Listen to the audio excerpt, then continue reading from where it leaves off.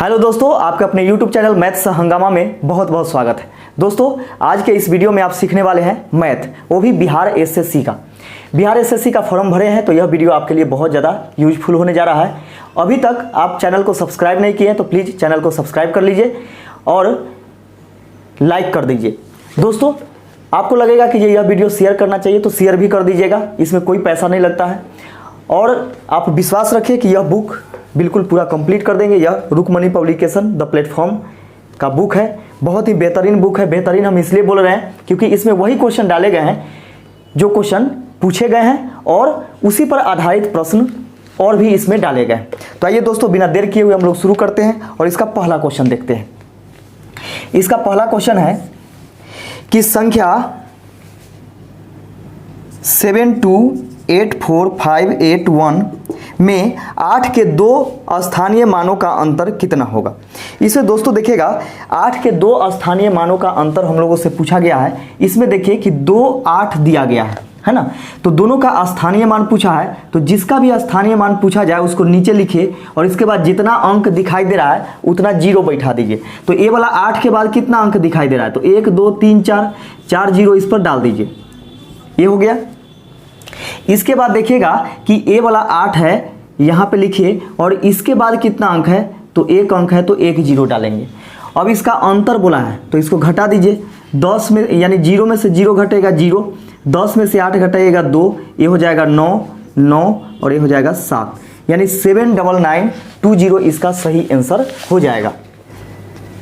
दोस्तों अगला क्वेश्चन देखिएगा। अगला क्वेश्चन है कि गुणनफल 694 गुने 538 गुने 787 गुने 523 में इकाई अंक ज्ञात करें।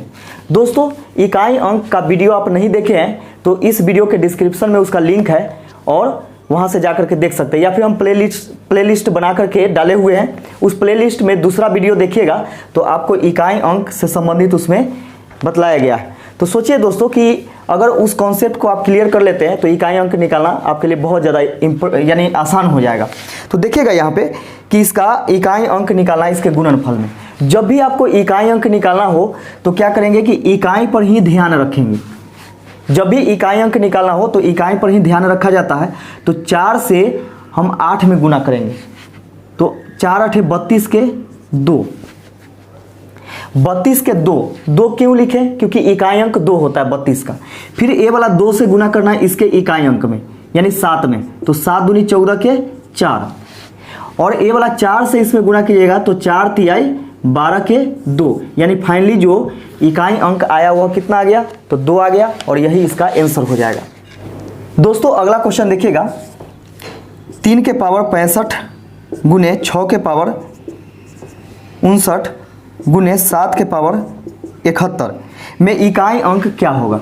दोस्तों यहाँ पे समझिएगा, हम आपको बतलाए थे उस वीडियो में कि 0 1 5 6 नो चेंज, यह नो चेंज होता है। नो चेंज क्या होता है कि इसके इकाई स्थान पे यानी इसके बेस के इकाई के स्थान पर 0 1 5 6 में से कुछ भी रहे और पावर कुछ भी हो तो वह नो चेंज होता है, यानी जितना रहेगा उतना ही हो जाएगा।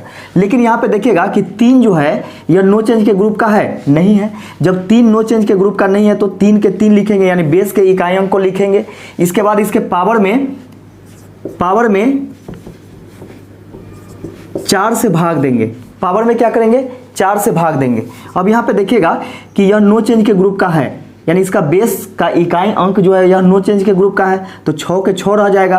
पावर कुछ भी हो उससे कोई मतलब नहीं है। यहाँ पे देखिएगा कि 7 के पावर 71 है। दोस्तों यहाँ पे देखिएगा कि 7 क्या नो चेंज के ग्रुप का है, नहीं है।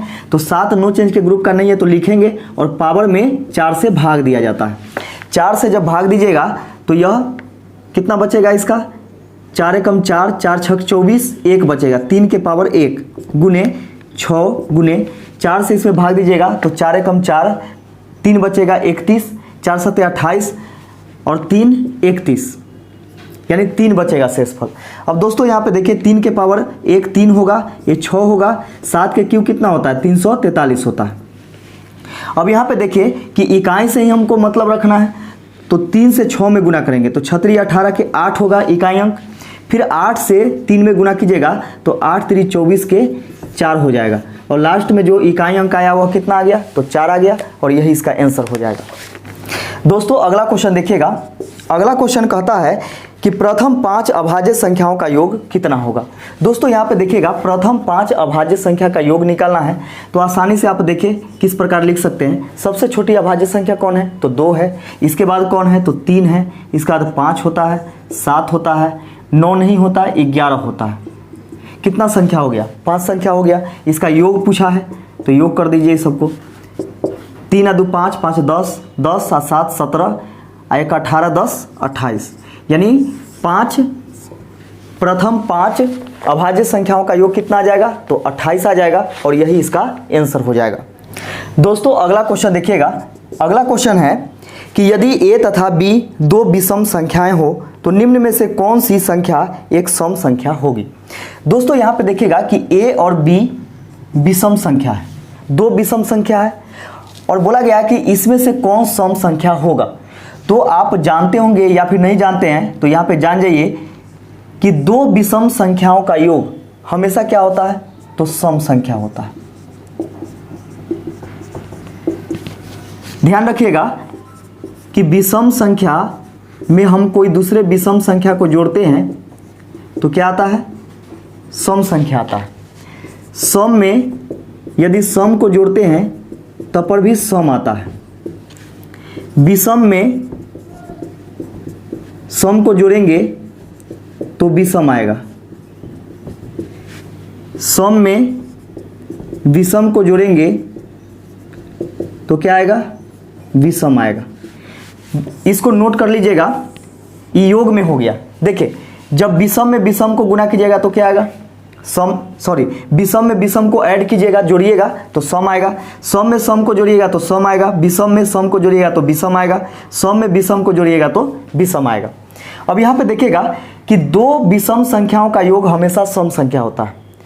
ये भी चीज ध्यान में रखिएगा कि जब जोड़ा में रहेगा, यानी 2 से कटने वाला रहेगा, जैसे मान के चलिए आपसे बोल देगा कि 3 विषम संख्याओं का योग क्या होगा, तो 3 विषम संख्याओं का योग विषम संख्या होगा, जबकि 4 विषम संख्याओं का योग क्या होगा, सम संख्या होगा। यानी जो 2 से कटने वाला संख्या है, चाहे जितना भी दे दिया, आपको बोल देगा कि 100 विषम संख्याओं का योग क्या होगा, तो 100 जो है वह 100 संख्या 2 से कटने वाला है, तो 100 विषम संख्याओं का योग क्या होगा, सम संख्या होगा। लेकिन वही बोलेगा कि 101 विषम संख्याओं का योग क्या होगा, तो विषम संख्या हो जाएगा। ठीक है, तो इस प्रकार आप ऐसे जवाब दे सकते हैं। तो यहाँ पे बोला गया था कि a और b 2 विषम संख्या है तो सम संख्या कैसे हो सकता है, तो सम संख्या a प्लस b, यानी दोनों को जोड़ देंगे तो यह सम संख्या हो जाएगा। अब यही चीज गुना में देखिएगा कि सम को हम सम से गुना करते हैं तो क्या आएगा, सम आएगा। सम को सम से गुना करेंगे तो सम आएगा। विषम को विषम से गुना करेंगे तो विषम आएगा। सम को विषम से गुना करेंगे तो सम आएगा, और विषम को सम से गुना करेंगे तो पर भी क्या आएगा, सम आएगा।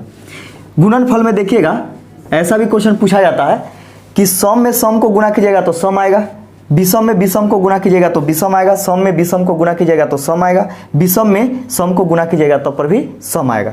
जैसे यहाँ पे देखिए कोई सम संख्या हम लेते हैं 2, और एक और सम संख्या कोई ले लेते हैं 4, तो 4 दूनी 8, देखिए सम संख्या है। इसका यहाँ पे देखिए विषम संख्या कोई ले लेते हैं 5, और इसका दूसरा कोई विषम संख्या 3 ही ले लेते हैं, तो 5 3 15, 15 क्या है, विषम संख्या है, जो कि विषम संख्या आया। देखिए सम अगर कोई लेते हैं हम तो मान के चलिए सम 2 ले लेते हैं, और कोई विषम ले लेते हैं 7, तो 7 दूनी 14, 14 क्या आया, सम संख्या आया। यानी सम में विषम को गुना किए तो क्या आया, सम आया। उसी प्रकार यहाँ पे देखिएगा कि विषम कोई हम ले लेते हैं 3, और सम ले लेते हैं कोई 4, तो 4 3 12, और 12 क्या आया, सम संख्या आया। यानी सम में सम से गुना कीजिएगा तो सम आएगा, विषम में विषम से गुना कीजिएगा तो विषम, सम में विषम से गुना कीजिएगा तो सम, विषम में सम से गुना कीजिएगा तो सम आएगा। उसी प्रकार यहाँ पे देखें कि विषम विषम दोनों को जोड़ेंगे, जैसे मान के चलिए 3 है और 5 है, दोनों को जोड़ेंगे तो 5 3 8, सम संख्या आया कि नहीं। यहाँ पे देखिए सम सम को जोड़िएगा, जैसे 2 + 4 को हम जोड़ते हैं तो 6 आता है, तो सम सम को जोड़े तो सम आ गया। उसी प्रकार यहाँ पे देखिएगा कि विषम और सम को जोड़ते हैं, तो विषम मान के चलिए 3 ले लिए और सम ले लिए 4 ले लीजिए, तो 4 और 3 7। देखिए विषम संख्या आ गया 7। उसी प्रकार यहाँ पे देखिए कि कोई हम सम संख्या लेते हैं, जैसे मैं 8 ले लिए और एक विषम संख्या ले लेते हैं 11 ले लेते हैं, तो 8 + 11 कितना हो जाएगा? 19 हो जाएगा। 19 क्या है? विषम संख्या है। तो आप समझ गए होंगे। ऐसे भी क्वेश्चन पूछा हुआ है, बिहार एसआई में पूछा था कि 7 विषम संख्याओं का योग हमेशा क्या होगा? तो 7 विषम संख्याओं का योग क्या होगा? तो हमेशा विषम संख्या होगा। क्यों? क्योंकि 7 क्या है? जोड़ा में नहीं है। ठीक है, तो इस प्रकार का क्वेश्चन भी पूछा जाता है इस कॉन्सेप्ट से। तो इसको आप क्या कीजिएगा कि नोट कर लीजिएगा। दोस्तों अगला क्वेश्चन देखिएगा। अगला क्वेश्चन है कि निम्नलिखित में से कौन सी संख्या किसी प्राकृतिक संख्या का वर्ग नहीं हो सकती है?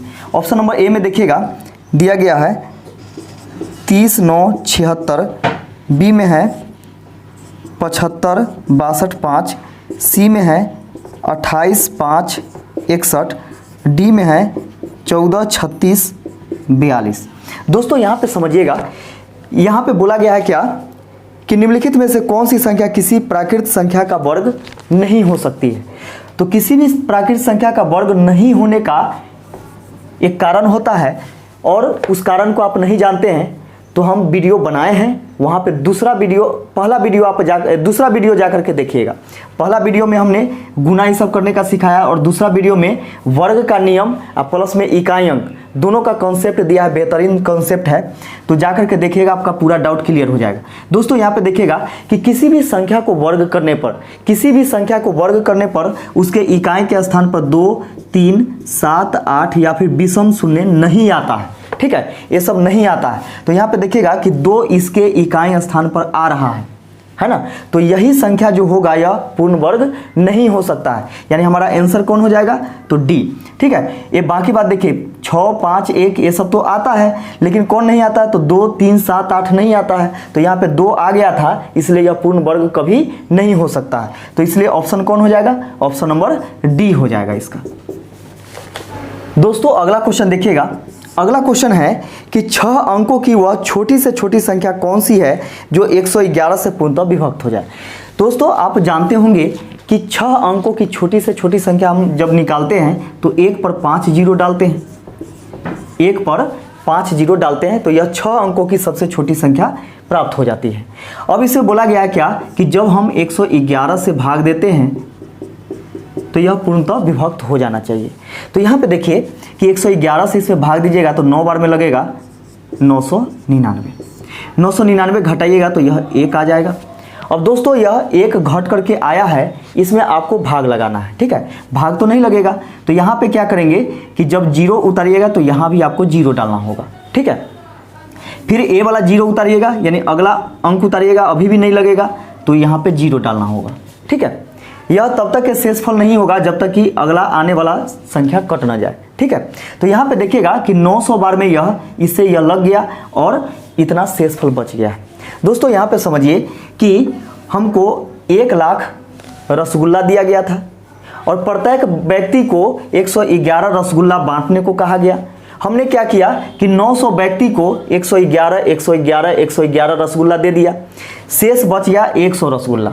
अब सोच के देखिए कि शेष 100 रसगुल्ला बच गया है, तो और कितना होता कि एक आदमी को और दिया जा सकता था। तो 100 तो इसके पास है ही, तो 111 में से हम 100 घटा देंगे तो जो बचेगा वह 11 बचेगा, यानी 11 रसगुल्ला और होता तो एक आदमी को और दिया जा सकता था, है ना। तो यह संख्या कितना हो जाएगा? तो यहाँ पे देखिए 1 लाख प्लस 11, यानी ये हो जाएगा आपका 1,11,11। इकाई दाएं सैकड़ा हजार 10,000 लाख 1,11,11। 1,11,11 ही वह 6 अंकों की छोटी से छोटी संख्या है जो कि 111 से पूरा कट जाएगी। दोस्तों यहाँ पे आपके दिमाग में आ रहा होगा कि 100 अगर हम घटा देते तो सोच के देखिए कि इसमें से अगर 1 भी घटा देते हैं तो वह 5 अंकों की संख्या हो जाएगी। हम लोगों से पूछा गया 6 अंकों की संख्या। तब यहाँ पे क्या किए कि इसके भाजक में से शेषफल को घटा दिए और इसके बाद जो बच गया है उसको हम इसमें ऐड कर दिए। दोस्तों अगला क्वेश्चन देखिएगा। अगला क्वेश्चन कहता है कि किसी संख्या को 68 से भाग देने पर भागफल 269 तथा शेषफल 0 प्राप्त होता है। जब हम किसी संख्या को भाग देते हैं किसे, तो 68 से, तो भागफल 269 आता है और शेषफल क्या आता है, तो 0 आता है। फिर बोला गया क्या कि इस संख्या को 67 से भाग देने पर शेषफल क्या होगा। इस संख्या को 67 से भाग देंगे तो शेषफल क्या होगा, यानी रिमाइंडर पूछा गया है। दोस्तों यहाँ पे देखिएगा कि ऐसा प्रश्न जब भी दिया जाए कि किसी संख्या को किसी दूसरे संख्या से भाग देने के बाद इतना भागफल आता है और शेषफल 0 आता है, यानी पूरा पूरा कट जाता है, ठीक है। और उस स्थिति में पूछा जाए कि उसी संख्या में कोई दूसरे संख्या से भाग देने के बाद शेषफल क्या आएगा, तो आपको सीधा क्या करना है कि इसके भाजक को यहाँ पे रख करके और जिससे भाग देना है उसको भाग दे दीजिए, ठीक है। तो 68 में आप भाग दे दीजिए 67 से, तो एक बार में 67 हो जाएगा और इसका शेषफल क्या आ जाएगा, 1 आ जाएगा, यानी रिमाइंडर क्या आ गया, शेषफल, तो 1 आ गया और यही आपका आंसर हो जाएगा। दोस्तों अगला क्वेश्चन देखिएगा। अगला क्वेश्चन कहता है कि संख्याएं 1, 3, 5, 7 अप टू ... 25 को गुना करने पर प्राप्त गुणनफल के दाईं ओर अंत से शून्यों की संख्या कितनी होगी। दोस्तों यहाँ पे देखिएगा कि 1, 3, 5, 7 कहाँ तक ले गया है, 25 तक के ले गया है और बोला गया है क्या कि इसको हम पूरा गुना करते हैं तो दाहिने तरफ से यानी अंतिम से कितना 0 आएगा, यानी नंबर ऑफ 0 निकालना है। और आप जानते होंगे, अगर नहीं जानते हैं तो जान जाइए कि 2 और 5 के मिलन से ही 0 का निर्माण होता है। आप समझ रहे होंगे कि 2 और 5 के मिलन से ही क्या होता है कि 0 का निर्माण होता है। अगर 5 अकेले है और 2 इसके साथ नहीं है तो 0 कभी नहीं आ सकता है। अगर 2 है और 5 भी नहीं है तो 0 कभी भी नहीं आ सकता है। यह दोनों एक दूसरे के बिना क्या है, तो अधूरा है, ठीक है। तो यहाँ पे देखिएगा कि इसमें आपको 5 आ रहा है लेकिन विषम संख्या में क्या होता है, 2 नहीं आता है। तो जब विषम संख्या में 2 नहीं आएगा तो फिर 0 आएगा क्या, 0 संभव है, नहीं संभव है। तो यहाँ पे देखिए 5 अकेले आकर के भी क्या कर लेगा, 0 नहीं ला पाएगा, या फिर 2 अकेले आकर के क्या करेगा, 0 नहीं ला पाएगा। जब तक 2 और 5 इसमें नहीं दिखाई देगा तो 0 लाना संभव है ही नहीं, ठीक है। तो इसके गुणनफल में एक भी 0 नहीं आएगा। तो आंसर हो जाएगा इसका ऑप्शन नंबर ए, 0 की संख्या कितना, तो 0, यानी एक भी 0 नहीं आएगा। दोस्तों अगला क्वेश्चन देखिएगा। अगला क्वेश्चन है कि यदि n एक प्राकृतिक संख्या हो, n क्या हो, एक प्राकृतिक संख्या हो यानी नेचुरल नंबर हो, तो 6n² प्लस 6n निम्नलिखित में से किससे पूर्णतः विभक्त होगी। दोस्तों यहाँ पे देखिएगा कि n क्या है, एक प्राकृतिक संख्या है। तो प्राकृतिक संख्या 1 से लेकर के अनंत तक के होता है, 1, 2, 3, 4 अप टू ... कोई भी हो सकता है। तो हम क्या करते हैं कि 1, 2 लेकर के यहाँ पे चेक करते हैं और देखते हैं क्या कीजिए आखिर यह किससे कट रहा है। तो 6 गुने 1 ले लेते हैं हम, n बराबर क्या लेंगे, 1 लेंगे, तो 1 का स्क्वायर प्लस 6 गुने 1, तो 1 का स्क्वायर 1 ही होगा, 6 एकम 6 अब प्लस 6 बराबर 12 आ गया। अब दूसरा हम संख्या लेते हैं 2 लेकर के देखते हैं, तो 2 के स्क्वायर 4, 6 चौक 24 अब प्लस 6 दूनी 12, कितना हो जाएगा 36 आ गया। अब 3 हम रखते हैं, तो 3 के स्क्वायर 9, 9 छक 54 प्लस 3 रखेंगे तो 6 18, 8 4 12 के 2, 5 1 6 1 7 72। दोस्तों यहाँ पे देखिएगा कि 3 एग्जाम्पल हम यहाँ पे ले लिए, 1 रख करके n बराबर 1, n बराबर 2, n बराबर 3 रख करके। अब इतना ही से आपको पता चल जाएगा कि यह किससे कटेगा। तो दोस्तों यहाँ पे देखिए कि ऑप्शन नंबर ए में है केवल 6 से कटेगा क्या, तो 6 से 12 कट रहा है, 36 कट रहा है और 72 कट रहा है। फिर देखिए कि अगला ऑप्शन में कि 6 तथा 12 दोनों से, तो यहाँ पे देखिए 6 से भी कट रहा है 12 और 12 से भी कट रहा है, 36 6 से भी कट रहा है, 12 से भी कट रहा है, 72 6 से भी कट रहा है और 12 से भी कट रहा है। सी में है केवल 12 से, तो नहीं, 6 से भी कट रहा है, 12 से भी कट रहा है। डी में है केवल 18 से, तो 18 से तो 12 नहीं कटेगा, 12 नहीं कटेगा, जबकि सब कटना चाहिए, ठीक है। तो 6 और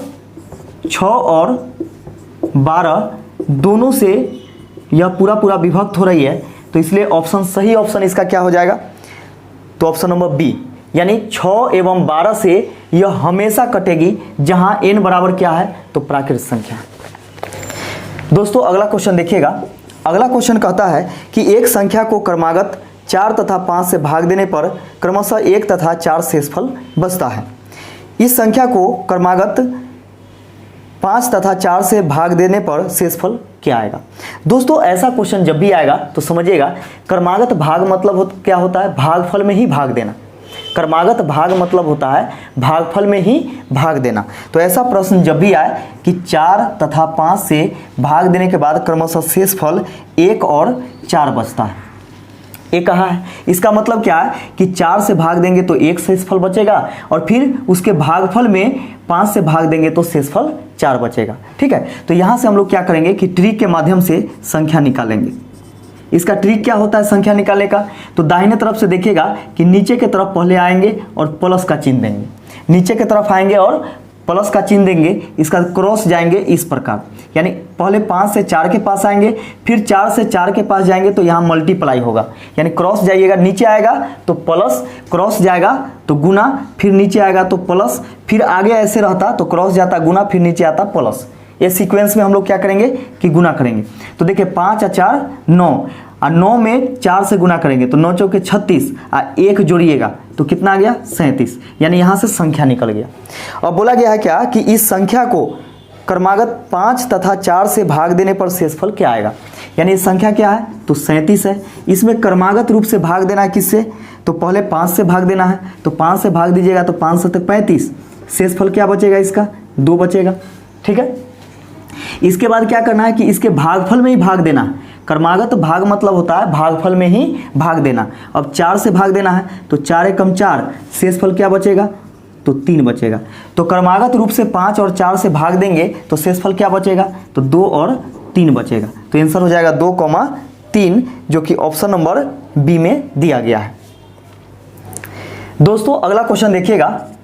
अगला क्वेश्चन है कि यदि श्रेणी, एक श्रेणी दिया गया है 3, 6, 12, 24, 48, अप टू डॉट डॉट 384।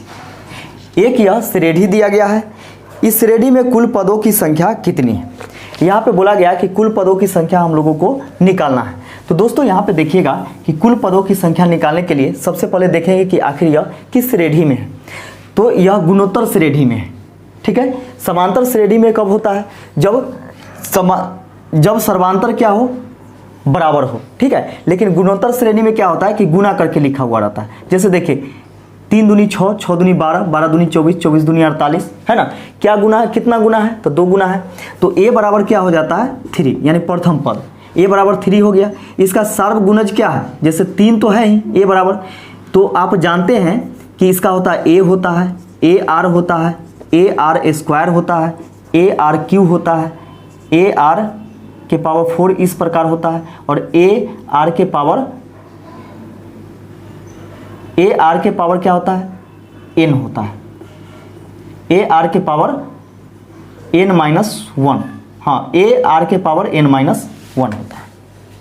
ठीक है, सॉरी a r के पावर n-1 होता है, यानी अंतिम पद जो होता है a r के पावर n-1 होता है। दोस्तों यहाँ पे देखिएगा कि a बराबर कितना है तो 3 है। इसमें देखिएगा a भी होगा और r भी होगा, तो r कितना हो जाएगा तो 3 दूनी 6, यानी r बराबर 2 हो गया। इसे 2 के स्क्वायर कीजिएगा तो 4 होगा, और 3 यहाँ पे a के जगह पर हमेशा 3 होगा। ठीक है, तो 4 3 12, देखिए इसका 2 का क्यू करेंगे, r बराबर तो 2 है, यानी r बराबर इसमें 2 है, तो r बराबर 2 रखिएगा तो 2 के पावर 3 कितना होगा 8 होगा, और a बराबर 3, तो 8 3 24, देखिए 24 है कि नहीं। उसी प्रकार 2 के पावर 4 रखेंगे तो 16 होगा, और 16 3 48। ठीक है, तो देखिएगा कि अंतिम पद जो होता है वह कितना होता है तो a r के पावर n-1 होता है, जबकि है कितना तो 384। ठीक है, बात बराबर यहाँ से। अब a का वैल्यू यहाँ पे रखेंगे 3 गुने r के जगह रखेंगे 2, इसका पावर n-1 बराबर कितना 384। 3 से इसको काटिएगा तो 3 एकम 3, 3 दूनी 6, 3 अठे 24। 2 के पावर n-1 बराबर हो जाएगा 128, जो होता है 2 के पावर 7 होता है। इसको तोड़िएगा तो 2 के पावर 7 आएगा। जब बेस समान हो, बराबर के दोनों तरफ जब बेस समान हो तो बेस से बेस कट जाता है, और पावर समान रहता है तो पावर से पावर कट जाता है। तो देखिए यहाँ पे बेस समान है तो बेस से बेस कट गया, तो n-1 बराबर कितना आ गया, तो 7 आ गया। तो n बराबर कितना हो जाएगा, 1 इधर माइनस में उधर जाएगा तो प्लस में, 7 1 8, यानी n बराबर कितना आ गया, तो 8 आ गया। और n क्या होता है, नंबर ऑफ टर्म होता है, यानी कितनी संख्या है यहाँ से यहाँ तक, तो कुल 8 संख्या है, और यही इसका आंसर हो जाएगा जो कि ऑप्शन नंबर सी में दिया गया है। दोस्तों अगला क्वेश्चन देखिएगा। अगला क्वेश्चन है कि 3 से गुना करके बनी 100 और 200 के बीच की सभी प्राकृतिक संख्याओं का योग क्या होगा। दोस्तों यहाँ पे देखिएगा कि 3 से गुना करके बनी 100 और 200 के बीच, 100 और 200 के बीच बोले तो 100 से ज़्यादा होना चाहिए जबकि 200 से कम होना चाहिए। वो 3 से गुना करके बनी कोई संख्या है, ठीक है। तो 3 से बनी संख्या आप जानते हैं कि 3 से कौन सी संख्या कटेगी, जिसके अंकों का योग 3 से कटता हो, है ना। तो 101 तो नहीं होगा, 102 होगा। देखिए 2 1 3 कट जाएगा, और 3 से कटने वाली जो संख्या होगी वह 3 के अंतर में होगी, उसका सर्वांतर जो होगा वह 3 होगा। तो अगला कौन हो जाएगा, 105, इसके बाद 108, इसी प्रकार आगे 198, यानी अंतिम पद जो होगा वह कौन होगा, 198 होगा। दोस्तों यहाँ पे समझिएगा, यहाँ से हम लोगों को संख्या निकल गया। हम लोग यहाँ से क्या किए कि संख्या निकालिए, कौन सी संख्या, 3 से कटने वाली संख्या, वो भी कहाँ, तो 100 और 200 के बीच वाली संख्या। इस प्रकार यहाँ से अब यहाँ पे देखिएगा कि ये प्रथम जो संख्या होती है वह a बराबर 102, और लास्ट जो संख्या होता है यानी l बराबर वह कितना है, 198, ठीक है। अगर यहाँ से n बराबर निकल जाए तो हम लोग आसानी से एक फार्मूला के सहायता से क्या कर सकते हैं कि योग निकाल सकते हैं। तो n निकालने का तरीका क्या है, इसको समझिए गौर से। यहाँ पे देखिएगा कि 3 से कटने वाली संख्या पूछा गया है, तो 3 से कटने वाली संख्या पूछा गया, इसलिए 100 में भी 3 से भाग देंगे और 200 में भी 3 से भाग देंगे, ठीक है। तो 3 से भाग दीजिएगा तो 33 या 99, 100 तो पूरा नहीं कटा है, 3 से इसमें भाग दीजिएगा तो 3 छक 18, 3 छक 18, 66 बार में। इसका मतलब हुआ कि 1 से लेकर के 200 से पहले, क्योंकि 200 तो पूरा नहीं कटा है, तो 1 से लेकर के 200 से पहले तक कुल 66 संख्या ऐसी है जो कि 3 से पूरा कट जाएगी, जबकि 1 से लेकर के 100 से पहले तक कुल 33 संख्या है जो कि 3 से पूरा कटेगी। तो सोच के देखिए कि 1 से लेकर के 200 से पहले तक कुल संख्या में से हम 100 से पहले वाला संख्या घटा देंगे तो जो बचेगा वह 100 और 200 के बीच वाली संख्या बचेगा, है ना। तो यहाँ पे देखिएगा कि 66 में से हम 33 संख्या घटा देंगे तो जो 33 बचेगा वह 100 और 200 के बीच में 3 से कटने वाली संख्या होगी, है ना। तो यहाँ से देखिएगा कि इसको काउंट कीजिएगा, एक फार्मूला होता है उससे भी आप निकालेंगे, लेकिन वहाँ थोड़ा सा लेट लग जाएगा, ठीक है। तो जल्दी हमको निकालना है तो इस प्रकार आसानी से निकाल सकते हैं। अब देखिए n बराबर भी पता चल गया है, a बराबर भी पता है और l बराबर भी पता है। तब हम लोग क्या करेंगे कि यहाँ से a से निकाल लेंगे, सम ऑफ नंबर यानी सभी संख्याओं का योग निकालेंगे। तो योग निकालेंगे तो n/2 into l plus a होता है। देखिएगा n भी पता है तो 33/2 हो जाएगा, l कितना है तो 198 है, और a कितना है तो a है आपका 102। 33/2 गुने 198 में 102 जोड़िएगा तो यह 300 हो जाएगा, ठीक है। इसको काटिएगा तो 150 बार में 0, 15 या 45 के 5, 15 या 45 4, 49, यानी 4950 इसका योग आ जाएगा और यही इसका आंसर हो जाएगा। दोस्तों अगला क्वेश्चन देखिएगा। अगला क्वेश्चन क्या कहता है कि 0, 2, 3, 6 और 7 अंकों से बनने वाली 5 अंकों की बड़ी से बड़ी तथा छोटी से छोटी संख्याओं में कितना अंतर होगा। दोस्तों यहाँ पे देखिएगा कि जब भी आपको बड़ी से बड़ी संख्या निकालना हो, एक बड़ी संख्या निकालना है और एक छोटी संख्या, इन अंकों को प्रयोग करके, ठीक है। तो इन अंकों का प्रयोग करके 5 अंकों की सबसे बड़ी संख्या तथा सबसे छोटी संख्या निकालना है और उसके बीच में अंतर कितना है ये चीज़ निकालना है। तो देखिएगा कि जब भी आपको बड़ी संख्या निकालना हो तो बड़ा से स्टार्ट कीजिए और छोटा के तरफ चले जाइए, यानी घटते क्रम में लिख दीजिए इसको। तो घटते क्रम में लिखेंगे तो पहले 7 होगा, इसका 6 होगा, इसका 3 होगा, 2 होगा, 0 होगा। यह सबसे बड़ी संख्या होगी, यानी इससे बड़ा संख्या कोई नहीं बनाया जा सकता है। इसके बाद देखिएगा कि सबसे छोटी संख्या में क्या करते हैं कि सबसे छोटा से स्टार्ट करते हैं और बड़ा के तरफ चलते हैं। तो सोच के देखिए कि 0 से आप स्टार्ट कीजिएगा, क्योंकि 0 ही सबसे छोटा है। 0 से स्टार्ट कीजिएगा तो यह 4 अंकों की संख्या हो जाएगी, 5 अंकों की नहीं होगी, क्योंकि 0 इसके आगे आ जाएगा तो समझिए कि इसका कोई वैल्यू नहीं होता है। इसलिए हम लोग कहाँ से शुरू करेंगे, 0 को छोड़ देंगे और इसमें देखेंगे चारों में कि सबसे छोटी संख्या कौन है। तो सबसे छोटी संख्या 2 है। अब इसके बाद, इसके जस्ट बाद किसको रखेंगे, 0 को रखेंगे। इसके बाद देखिए बढ़ते क्रम में लिखना है हम लोग को, तो इसके बाद 3, 6, 7, यानी 20,367 इतना का प्रयोग करके यह सबसे छोटी संख्या, इससे छोटी संख्या नहीं निकाला जा सकता है, ठीक है। और कोई संख्या होगा ही नहीं, और बड़ी संख्या इससे बड़ा कोई होगा नहीं। इसका अंतर पूछा है तो अंतर मतलब घटाव होता है, घटा दीजिए। 10 में से 7 घटेगा तो 3, ये हो गया 1। 11 में से 6 घटेगा 5, यहाँ पे बच जाएगा कितना, तो 2। 2 में से 3 नहीं घटेगा तो 12 में से 3 घटेगा 9, यहाँ पे बच गया आपका 5। 5 में से 0 घटेगा तो 5 ही होगा। 7 में से 2 घटाइएगा तो 5, यानी 55,953 इसका आंसर हो जाएगा, जो कि ऑप्शन नंबर बी में दिया गया है। दोस्तों अगला क्वेश्चन देखिएगा। अगला क्वेश्चन क्या कहता है कि दो संख्याओं का योग 40 है और उनका गुणनफल 375 है, उनके व्युत्क्रमों का योग क्या होगा। दोस्तों यहाँ पे समझिए कि दो संख्याओं, हम मान लेते हैं संख्या ए और संख्या बी। दो संख्या ए और बी है, इसका योग दिया गया है कितना, तो 40। फिर बोला जा रहा है कि उनका गुणनफल है 375, यानी ए गुने बी, ए बी बराबर 375। हम लोगों से पूछा गया है उनके व्युत्क्रमों का योग क्या होगा। व्युत्क्रम मतलब क्या, उल्टा। तो 1/a और 1/b, ये व्युत्क्रम हो गया दोनों का। इसका योग पूछा गया है कि क्या होगा। दोस्तों यहाँ पे समझिए कि योग जब हम निकालते हैं तो क्या करेंगे, इसका एलसीएम लेंगे। एलसीएम ए बी हो जाएगा और ऊपर में आपका हो जाएगा b + a या फिर a + b कर दीजिए, ठीक है। इतना का वैल्यू निकालना है।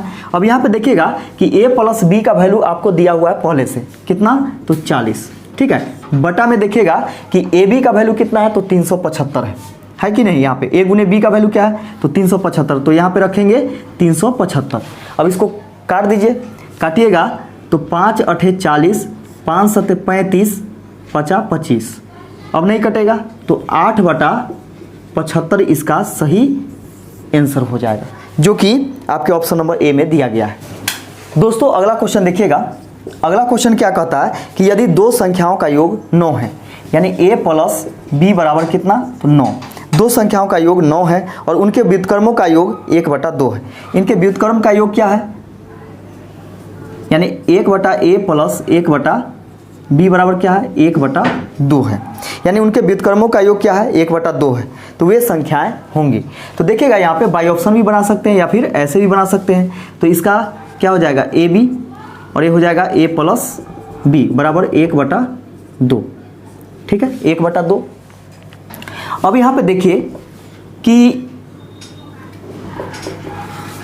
हम लोगों से पूछा है कि वह संख्या क्या है, यानी अलग अलग संख्या निकालना है। तो यहाँ से अब निकालिएगा तो इक्वेशन पर जाना पड़ेगा। क्वेश्चन तो बनेगा लेकिन इक्वेशन पर जाना होगा, ठीक है। तब हम लोग क्या करते हैं कि बाई ऑप्शन बनाते हैं और जल्दी से जल्दी आपका क्वेश्चन सॉल्व हो जाएगा।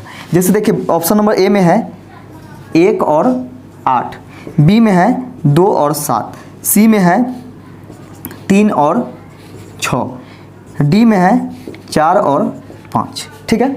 अब यहाँ पे देखिएगा कि दोनों का योग कितना होना चाहिए, 9 होना चाहिए। तो 8 × 1 = 9 है, 7 × 2 = 9 है, 6 × 3 = 9 है, 5 × 4 = 9 भी है ना। और इसका व्युत्क्रम करेंगे, जैसे 1/1 है प्लस 1/8 है, तो 1/1 + 1/8 कभी भी 1/2 आएगा, 1/2 के बराबर नहीं होगा, ठीक है। निकालिएगा तो नहीं आएगा, ये नहीं आया। इसका बी नंबर में देखते हैं तो 1/2 + 1/7, ये भी कभी आपका 1/2 के रूप में नहीं आएगा, आप देख लीजिएगा, ठीक है, ये भी नहीं आएगा। अब देखिए 1/3 प्लस 1/6, इसका एलसीएम लेते हैं तो 6 आएगा, 3 दूनी 6, 2 प्लस 6 एकम 6 1, देखिए 2 1 3/6, 3 एकम 3, 3 दूनी 6, 1/2 आ गया कि नहीं, यानी इसके व्युत्क्रम का योग कितना आ गया, 1/2 आ गया। अतः हमारा आंसर जो है वह क्या है, ऑप्शन नंबर सी होगा, डी भी कैंसिल हो जाएगा। दोस्तों अगला क्वेश्चन देखिएगा, अगला क्वेश्चन क्या कहता है कि एक विद्यार्थी ने जितने सवाल सही हल किए उससे दोगुने गलत हल कर दिए। यानी एक विद्यार्थी जो है सही प्रश्न जितना हल किया है ना, उससे दोगुना गलत प्रश्न हल किया है। मान के चलिए कि एक प्रश्न सही हल किया है तो 2 प्रश्न यानी इसका 2 गुना गलत किया है, ठीक है, यह रेशियो आ गया यहाँ से। यदि उसने 48 सवालों को हल किया है तो सही हल किए गए प्रश्नों सवालों की संख्या क्या है। दोस्तों यहाँ पे देखिए कि सही और गलत दोनों मिलाकर के कितना हल किया है, अनुपात में 3 हल किया है। सही और गलत दोनों मिलाकर के अनुपात में 3 प्रश्न हल किया है, जबकि किया है 48 प्रश्न, दोनों बात यहाँ से बराबर हो जाएगा। 3 से इसको काटिएगा तो 16 बार में कटेगा, अनुपात 1 बराबर क्या हो जाएगा, 16 हो जाएगा। हम लोगों से पूछा गया है कि कुल कितने सही प्रश्न इसने हल किया, तो अनुपात में 1 सही प्रश्न हल किया है, अनुपात 1 का वैल्यू कितना, तो 16, यानी 16 प्रश्न इसने सही हल किया है और यही इसका सही आंसर हो जाएगा। दोस्तों अगला प्रश्न देखिएगा, अगला प्रश्न है कि कप्तानों और सैनिकों को मिलाकर कुल 1200 व्यक्तियों का एक समूह एक रेल यात्रा कर रहा है। यदि प्रत्येक 15 सैनिकों के लिए एक कप्तान है तो उस समूह में कप्तानों की संख्या कितनी है। अब यहाँ पे देखिएगा कि सैनिक है और कप्तान है, कप्तान है और इसका सैनिक है। बोला गया है क्या कि प्रत्येक 15 सैनिक पर एक कप्तान है, यानी 15 सैनिक है तो एक कप्तान है, यहां से यह रेशियो आया। अब देखिएगा कि एक कप्तान किसके लिए है, 15 सैनिक के लिए है, तो कप्तान और सैनिक मिलाकर के कुल कितना है, तो 16 है। कप्तान और सैनिक मिलाकर के कितना है, तो 16 है, जबकि है कितना, 1200। कितना है, 1200। 12 से इसको काटिएगा 1200, ये आ गया। 8 से काटिए इसको, 8 से काटते हैं 8 दूनी 16, 8 से 15 8 120, यानी 150 बार में कटेगा। 2 से काटेंगे तो 75 दूनी 150, अनुपात 1 बराबर क्या आ गया, तो 75 आ गया। हम लोगों से पूछा गया है कि कप्तानों की संख्या कितनी है, तो कप्तानों की संख्या अनुपात में 1 है, 1 का वैल्यू 75, यानी 75 कप्तान हो जाएगा और यही इसका सही आंसर हो जाएगा। दोस्तों अगला क्वेश्चन देखिएगा, अगला क्वेश्चन क्या कहता है कि किसी संख्या को 4,7 से उत्तरोत्तर भाग देने पर शेष फल 2,1 प्राप्त होता है। यदि उसी संख्या को 28 से भाग दिया जाए तो शेष फल क्या प्राप्त होगा। दोस्तों यहाँ पे देखिए कि उत्तरोत्तर भाग देने का मतलब या क्रमागत भाग देने का मतलब भागफल में ही भाग देना होता है। तो दोस्तों यहाँ पे देखिएगा कि 4 और 7 से भाग दिया जाता है तो शेषफल क्रमशः 2 और 1 बचता है, ठीक है, यानी 4 से भाग दिया जाता है तो 2 शेषफल बचता है, जबकि उसके भागफल में 7 से भाग दिया जाता है तो 1 बचता है। यानी उत्तरोत्तर भाग मतलब होता है या क्रमागत भाग मतलब होता है भागफल में ही भाग देना। तो यहाँ से हम लोग संख्या निकाल सकते हैं, इससे पहले आप पढ़े हैं क्वेश्चन। तो नीचे आते हैं तो क्या करते हैं, ऐड करते हैं, क्रॉस जाएंगे तो गुना होगा, फिर नीचे आएंगे तो क्या होगा, प्लस होगा। तो 7 और 1 8, 8 चौके 32, 32 और 2 34, 34 यहाँ से संख्या निकल करके आ गया। अब बोला गया कि उस संख्या में 28 से भाग दिया जाए तो शेषफल क्या आएगा, यानी 34 में 28 से आप भाग दीजिएगा तो शेषफल क्या आएगा, 28 से कम 28, 14 में से 8 घटेगा 6, 2 में से 2 घटेगा 0, यानी शेषफल इसका क्या आ गया, रिमाइंडर, तो 6 आ गया और यही इसका आंसर हो जाएगा। दोस्तों अगला क्वेश्चन देखिएगा, अगला क्वेश्चन है कि वह वृहत्तम अंक x जिसके लिए संख्या 5x 793x4 3 से विभाज्य है। किससे विभाज्य है, तो 3 से यह कटना चाहिए। वह वृहत्तम अंक हम लोगों से पूछा गया है, यानी वह बड़ा से बड़ा अंक कौन है जो कि यहाँ x के जगह पर रखने के बाद यह 3 से पूरा पूरा कट जाना चाहिए। दोस्तों आप जानते हैं 3 से विभाज्यता का नियम कि अंकों का योग यानी जिसमें भाग देना है 3 से उसके अंकों का योग यदि 3 से पूरा पूरा कट जाए तो संख्या भी 3 से कटती है। तो यहाँ पे ऑप्शन भी हम लोग लिख लेते हैं 9, बी में है 7, सी में है 4 और डी में है क्या तो 3। अब यहाँ पे समझिएगा कि x के जगह पर हम वह बड़ी से बड़ी क्या संख्या रख सकते हैं कि यह 3 से पूरा पूरा कट जाएगा। तो यहाँ पे देखिए कि सबसे पहले हम क्या करते हैं कि ये 9 को काट देते हैं क्योंकि 3 से 9 कट जाएगा। 3 से जो कटने वाला है उसको काट दीजिए तो 3 से ही कट गया। 3 से 3 भी कैंसिल हो सकता है। 5 और 4 9 ये दोनों को जोड़ेंगे तब पर भी 3 से कैंसिल हो जाएगा। अब बच गया कौन 7 बच गया है, x बच गया है और x बच गया है। अगर हम x के जगह 9 रखते हैं यानी सबसे बड़ी संख्या रखना है तो x के जगह 9 रखिएगा तो 2 x है तो 2 9 होगा 9 9 9 18 18 प्लस 7 है कि नहीं। तो 18 जो है ये तो पूरा पूरा कट जाएगा 3 से, लेकिन 7 कटेगा क्या नहीं कटेगा। इसका मतलब क्या हुआ कि 9 विषम अंक होते हुए भी यह नहीं होगा x का मान। ठीक है, इसके बाद देखिएगा कि हम 7 रखते हैं तो 7 रखेंगे यहाँ पे तो 7 होगा प्लस 7 होगा एक और 7 पहले से है तो 7 7 14 7 21 21 क्या इसके अंकों का योग 3 से कट रहा है 3 7 21 कट रहा है पूरा पूरा। इसका मतलब x के जगह पर हम 7 रखेंगे तो यह 3 से पूरा पूरा कट जाएगा। हम लोगों से पूछा गया है कि बृहत्तम अंक यानी सबसे बड़ा अंक, तो सबसे बड़ा अंक देखिए तीनों में 7 ही है ना। तो बाकी बात को चेक करने का कोई ज़रूरत नहीं क्योंकि बड़ा अंक हम लोगों से पूछ रहा था तो दोनों ऐसे ही कैंसिल हो जाएगा। आंसर क्या हो जाएगा 7 यानी x के जगह 7 रखने के बाद यह 3 से पूरा पूरा कट जाएगा। दोस्तों अगला क्वेश्चन देखिएगा 21 नंबर क्वेश्चन है कि वह 9 के पावर 6 प्लस 1 9 के पावर 6 प्लस 1 को यदि 8 से भाग दिया जाए तो शेषफल क्या प्राप्त होगा। दोस्तों यहाँ पे देखिएगा कि 9 के पावर 6 प्लस 1 में अगर हम 8 से भाग दें तो शेषफल क्या आएगा। दोस्तों यहाँ पे देखिए कि 8 से आपको इसमें भी भाग देना है और 8 से इसमें भी भाग देना है, एक में भी। तो यहाँ पे देखिएगा कि जब जिसमें भाग देना है उसका बेस और जिससे भाग देना है ये दोनों के बीच में एक का अंतर हो और पावर सम संख्या हो तो हमेशा शेषफल 1 होता है। अगर जिसमें भाग देना हो उसका बेस और जिससे भाग देना हो उसमें 1 का अंतर हो और पावर विषम संख्या हो तो बेस ही शेष होता है।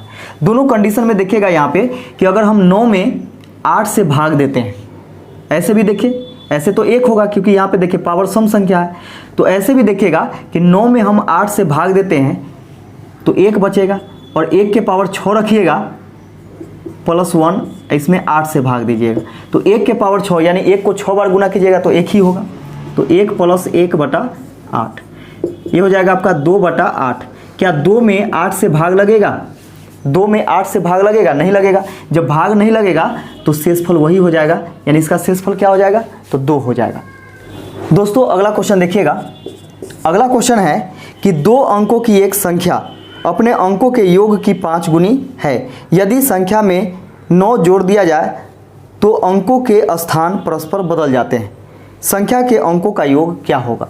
दोस्तों यहाँ पे देखिए कि 2 अंकों की एक संख्या है तो आप जानते होंगे कि 2 अंकों की संख्या 10x प्लस y होता है। तो 2 अंकों की संख्या 10x प्लस y हो गया। अपने अंकों के योग की 5 गुनी, अपने अंकों की योग की 5 गुनी तो इसका अंकों का योग होता है x प्लस y। और देखिएगा यहाँ पे कि 2 अंकों की जो संख्या है वह अपने अंकों की योग की यह 5 गुनी है तो 5 गुनी यह है तो बराबर करने के लिए क्या करेंगे इसमें 5 से गुना करेंगे तो दोनों बात यहाँ से क्या हो जाएगा बराबर हो जाएगा। अब देखिएगा कि 10x प्लस y बराबर ये 5 से गुना करेंगे तो 5x प्लस 5y, ये दोनों को हम इधर लाते हैं तो देखिएगा 5x आकर के इसमें से घट जाएगा और 5y आकर के इसमें से घट जाएगा तो इसमें से घटाइएगा तो 5x बचेगा और 5y इसमें से घटेगा तो -4y बचेगा। बराबर में उधर कुछ ना था 0, समीकरण 1 हो गया। अब देखिए यहाँ पे बोला गया कि यदि संख्या में 9 जोड़ दिया जाए तो अंकों के स्थान परस्पर बदल जाते हैं। जैसे ही हम संख्या में क्या करते हैं, संख्या कौन है 10x प्लस y, ठीक है। संख्या में जैसे ही हम 9 जोड़ते हैं वैसे ही क्या होता है कि इसके अंक पलट जाते हैं। जब पलट जाएगा तो 10y + x हो जाएगा, यानी संख्या जो होगा वह 10y + x हो जाएगा। यहाँ से बात बराबर हो गया। अब देखिएगा कि यहाँ पे हम लोगों से बोला गया है कि अंकों का योग क्या होगा, ये चीज़ निकालने का। ठीक है, संख्या के अंकों का योग।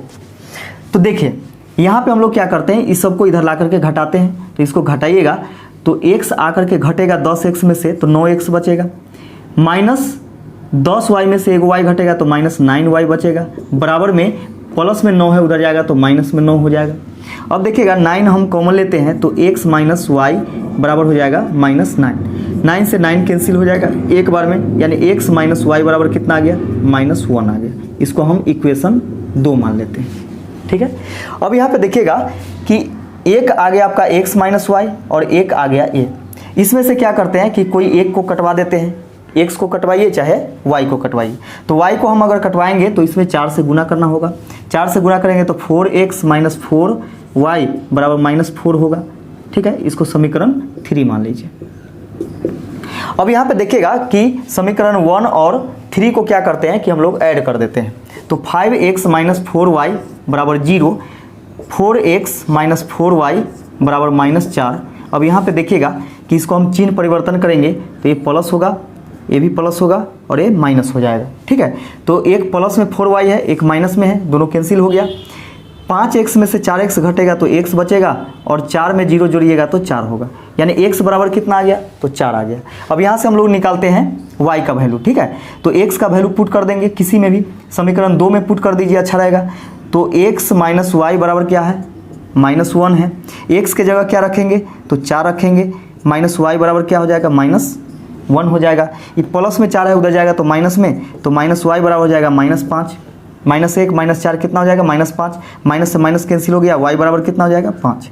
हम लोगों से बोला गया कि दोनों संख्या के बीच में दोनों संख्याओं का योग क्या है, यानी x + y बराबर पूछा है। तो x का वैल्यू 4 है और y का वैल्यू कितना है, 5। तो 5 4 9, यानी 9 आपका संख्या हो जाएगा। दोस्तों अगला क्वेश्चन देखिएगा, अगला क्वेश्चन है 23 नंबर। इसे बोला जा रहा है कि 2 अंकों की संख्या में इकाई का अंक दहाई के अंक का 2 गुना है। यदि अंकों को अदल बदल कर दिया जाए तो नई संख्या पुरानी संख्या से 27 अधिक हो जाती है। पुरानी संख्या क्या है? दोस्तों यहाँ पे देखिएगा कि वही 10x + y पर बनेगा, लेकिन वैसे बनाइएगा तो ज़्यादा समय लगेगा।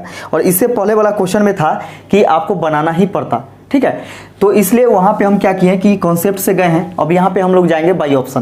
बाई ऑप्शन जाएंगे, जल्दी बन जाएगा क्वेश्चन। ऑप्शन नंबर ए में है 24, बी में है 36, सी में है 48 और डी में है 63। दोस्तों यहाँ पे देखिएगा जो चीज़ पूछा जाता है वह ऑप्शन में रहता ही है। यहाँ बोला गया कि 2 अंकों की संख्या में इकाई का अंक दहाई के अंक का 2 गुना है, यानी इकाई का अंक जो है वह दहाई के अंक का 2 गुना है। तो देखिएगा यहाँ पे कि इकाई का अंक इसमें 4 है जो कि दहाई के अंक से 2 गुना है, यानी 2 दूनी 4। फिर देखिएगा इकाई के अंक 6 है तो दहाई के अंक से 2 गुना, यानी 3 दूनी 6 है। फिर 4 दूनी 8 है, लेकिन 6 के 2 गुना नहीं है, यानी ऑप्शन नंबर डी यहाँ से कैंसिल हो जाएगा, यानी तीनों में से कोई आंसर होगा। फिर आगे हम लोग देखते हैं, यदि अंकों को अदल बदल कर दिया जाए, तो अंकों को अदल बदल कर दिया जाता है तो 24 है तो कितना हो जाएगा, 42 हो जाएगा। ये 36 है तो कितना हो जाएगा, 63 हो जाएगा। 48 है तो कितना हो जाएगा, 84 हो जाएगा। तो जैसे ही अंकों को अदल बदल कर लिया जाता है, यानी पलट दिया जाता है, तो नई संख्या पुरानी संख्या से 27 अधिक हो जाती है। यानी अदल बदल किए तो यह नई संख्या है, नई संख्या है, ये पुरानी संख्या है। बोला गया है कि नई संख्या जो है पुरानी संख्या से 27 अधिक हो जाती है। तो देखिएगा यहाँ पे 27 अधिक हो गई, तो यहाँ पे देखिए कि क्या ये दोनों के बीच में 27 का अंतर है क्या? अंतर देखते हैं हम लोग। तो 12 में से 4 घटेगा 8। इसके बाद यहाँ पे देखिए कि 3 में से 2 घटेगा तो 1, यानी 18 ही ज़्यादा है, 27 तो नहीं है, यह ऑप्शन नहीं होगा। इसमें देखिएगा कि 13 में से 6 घटाएंगे तो 7। इसके बाद यहाँ पे बच गया आपका 5 में से 3 घटेगा 2। देखिए तो 27 ज़्यादा हो रहा है, यानी अंक पलट गया तो 27 क्या हो गया, ज़्यादा हो गया है। ठीक है, तो यही है आपका। इसमें देखिएगा कि इसमें नहीं आएगा 27 का अंतर। तो देखिए हम लोगों से पूछा गया कि पुरानी संख्या क्या है, तो पुरानी संख्या तो यही है। कौन है? तो ऑप्शन नंबर बी। आंसर हो जाएगा क्या, ऑप्शन नंबर बी हो जाएगा। दोस्तों अगला क्वेश्चन देखिएगा। अगला क्वेश्चन क्या कहता है कि एक कक्षा में लड़कियों की संख्या लड़कों की संख्या से 5 गुनी है, यानी लड़कियों की संख्या जो है वह लड़कों की संख्या से 5 गुनी है। तो लड़कों की संख्या 1 होगा तो लड़कियों की संख्या 5।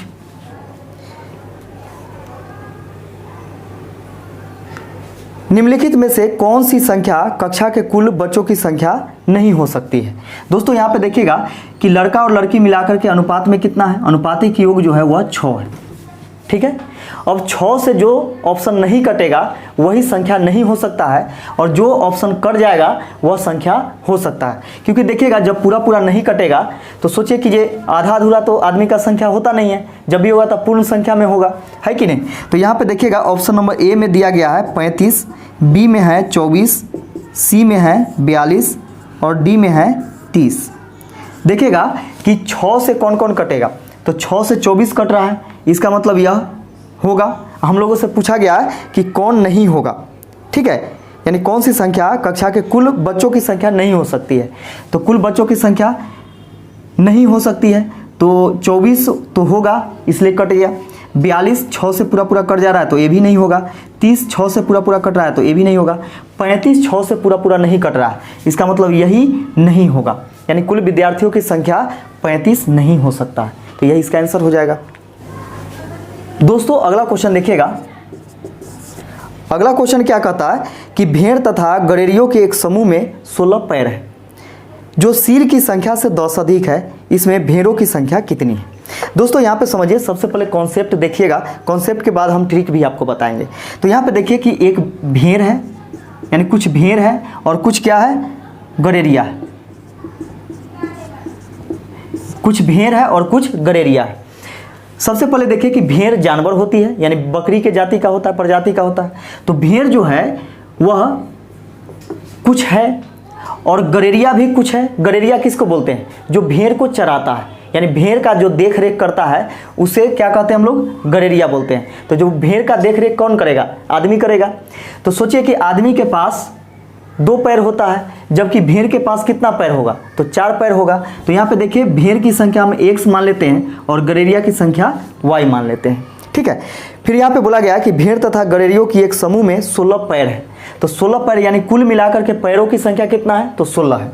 तो हम यहाँ पे भेड़ की संख्या x माने हैं, तो आप जानते होंगे कि एक भेड़ के पास 4 पैर होगा, तो x भेड़ के पास कितना होगा, तो x गुने 4 यानी 4x पैर कुल हो गया किसका, भेड़ के लिए। इसके बाद देखिए गडेरिया, तो एक गडेरिया के पास 2 पैर है, तो y गडेरिया के पास कितना, 2y पैर हो जाएगा, 2 गुने y। कुल पैरों की संख्या इतना हो गया, जबकि दिया हुआ है कितना, तो 16। दोनों बात यहाँ से बराबर हो गया। अब देखिए जो कि सिर की संख्या से 10 अधिक है, यानी पैरों की संख्या जो है ना वह सिर के संख्या से क्या है, 10 अधिक है। तो सोच के देखिए कि पैरों की संख्या जो है, यानी 16 जो पैर की संख्या है वह सिर के संख्या से कितना अधिक है, तो सिर के संख्या से 10 अधिक। तो देखिए सिर के संख्या x + y, यानी जितना जानवर और आदमी होगा उतना ही सिर होगा, और पैर की संख्या कितना है, तो 4x + 2y। तो बोला गया है कि पैरों की संख्या जो है वह सिर के संख्या से यह 10 अधिक है। तो 10 अधिक है तो हम इसको क्या करते हैं, 10 अधिक उसको कर देते हैं सिर वाला में, तो दोनों बात बराबर हो जाएगा। या फिर पैर की संख्या में से आपको 10 घटाना पड़ेगा, तो दोनों बात यहाँ से क्या हो गया, बराबर हो गया। अब यहाँ पे क्या करते हैं कि x + y उधर से ला करके इधर घटा देते हैं, तो इधर बचेगा 3x और प्लस में y बराबर में 10। इक्वेशन ये 2 मान लीजिए, इसको 1 मान लीजिए। अब यहाँ पे समझिएगा कि यहाँ पे किसका संख्या निकालना है, तो संख्या निकालना है भेड़ों की संख्या। तो भेड़ों की संख्या यानी x का वैल्यू निकालना है। जब x का वैल्यू निकालना है तो y को कटा देंगे, और y को कटाने के लिए इसमें 2 से गुना करना होगा। 2 से गुना कीजिएगा तो 6x + 2y बराबर 20। ये समीकरण 3 मान लीजिए इसको।